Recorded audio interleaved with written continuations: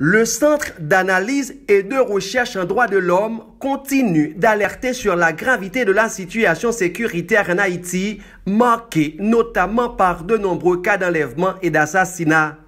L'organisme de défense des droits humains affirme dans son dernier rapport avoir recensé 225 cas de kidnapping dans le pays au cours des 3 premiers mois de l'année 2022, ce qui constitue une augmentation de 58,45% par rapport à l'année dernière pour la même période, s'alarme le cadre. L'entité souligne que les ravisseurs retiennent désormais les otages plus longtemps, évaluant la durée moyenne entre 1 mois et 15 jours. Le cadre a pris en comparaison les 7 religieux catholiques qui avaient été séquestrés durant 19 jours du 11 au 30 avril 2021. Le Centre d'analyse et de recherche en droits de l'homme indexe le groupe de gangs de Grand Ravine dirigé par le fameux Tilapli dans la plupart des enlèvements au niveau de ses artères.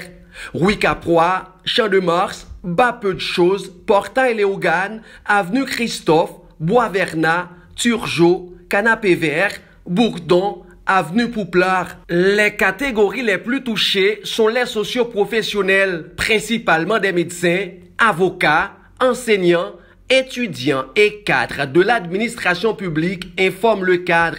Avant de relater que certaines familles des victimes ont été doublement victimes avec notamment les chantages des malfrats qui ont reçu à plusieurs reprises de fortes sommes d'argent en échange de la liberté des otages. La police nationale a fait plusieurs interventions qui ont affaibli un peu le gang 400 Marozo qui, entre juillet et décembre 2021, était responsable en moyenne de 60% du kidnapping, souligne le cadre, qui fait remarquer que moins de 20% des kidnappings sont répertoriés à la Croix des Bouquets pour le premier trimestre de 2022. La cellule d'observation de la criminalité du cadre soutient dans la foulée que les alliés du 400 Marozo se renforcent particulièrement à Tabar, Torcelles et Pétionville, indiquant que Pernier est devenu un foyer de criminalité. Le phénomène de l'insécurité s'étend à travers tout le pays, déplore le cadre.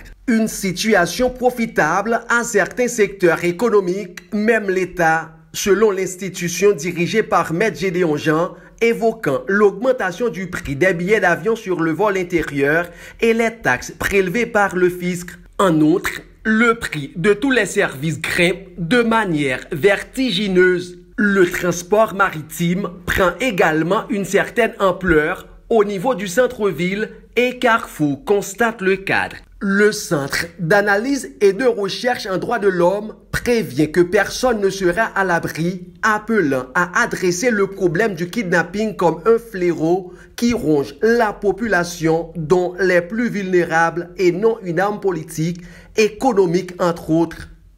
André Louis, depuis Port-au-Prince, pour Zoom Haïti News.